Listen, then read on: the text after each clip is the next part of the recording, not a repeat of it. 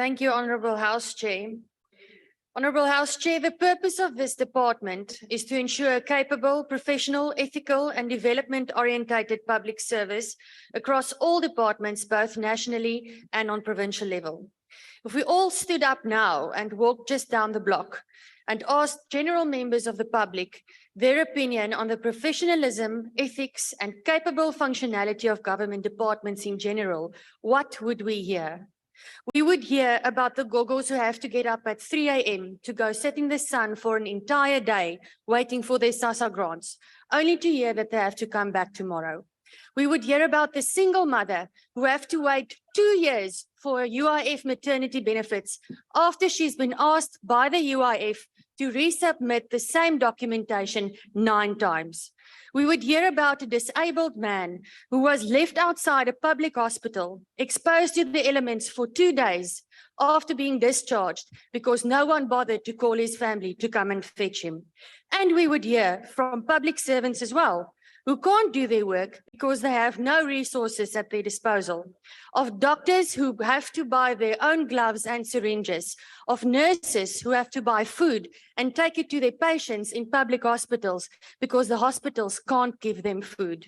And we would hear about police stations who have to close entirely during load shedding because there's no diesel for their generators, which isn't a problem with which our ministers are faced.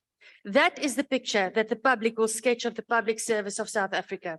Does that sound like a capable, professional, ethical and development-orientated public service? Can we then in good conscience say that this department is succeeding in its mandate? No, we absolutely cannot. Chairperson, let me just state this.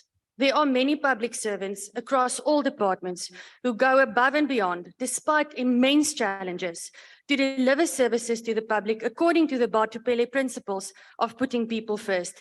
And for that, we thank them and we acknowledge their hard work. And that includes whistleblowers who refuse to allow the continuous looting of state funds that has become synonym with this ANC government. We would therefore like to see not only progress, but the finalization of the Witness Protection Program for public service whistleblowers who expose corruption and maladministration in state departments. Die dood van Babita Deokaran byvoorbeeld is 'n skandvlek op die ganse staatsdiens en die regering en dit mag nooit weer gebeur nie. Agbare voorsitter, vakbonde het 'n sekere rol te speel in die arbeidsmark, veral met betrekking tot die beskerming teen uitbuiting van en diskriminasie teen hulle lede.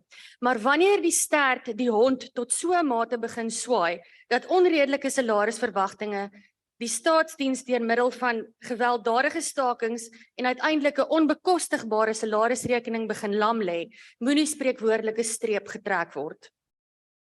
The public service wage bill has grown by 40% over the past 14 years. Nearly 700 billion rand. That is the largest component of public spending and causes government to increase its borrowing to sustain its salary payments. That means that money is mostly borrowed and spent not on healthcare services or crime prevention or infrastructure development or quality education, but on salaries. Because this government, in its inability to stimulate economic growth and employment creation, has opted to overemploy, resulting in PAs for PAs and directors and deputy directors at any and all levels earning exorbitant salaries, while essential service employees like police officers, nurses and teachers and healthcare workers, on the other hand, are paid less than their worth, resulting in violent strikes such as the healthcare workers' strike we saw at the start of this year, which in itself was a disgrace. Because if you have sworn an oath to uphold and protect human life and dignity, and you took part in the violence of the healthcare workers' strike, then you and your trade union should be ashamed of yourself, and disciplinary steps should be taken against you. Chairperson, what does it say about the Department of Public Service and Administration and the ANC government at large that so-called integrity assessments for the recruitment to the public service have become mandatory in response to the findings of the State Capture Commission? Is dit waar ons nou is? So in effek, met ander woorde, Die bestaande staatsdiens is so korrup dat nuwe inkomelinge se integriteit eers getoets moet word voordat hulle aangestel kan word in die staatsdiens. Tot watter vlak van powere diens, korrupsie, oneerlikheid en bedrog het die regering van die dag gedaal dat so iets nodig is? Dit is onaanvaarbaar, agbare voorsitter. Die regerende party is onaanvaarbaar en die mense van Suid-Afrika sal dit nie langer duld nie. Julle sal sien, ek dankie.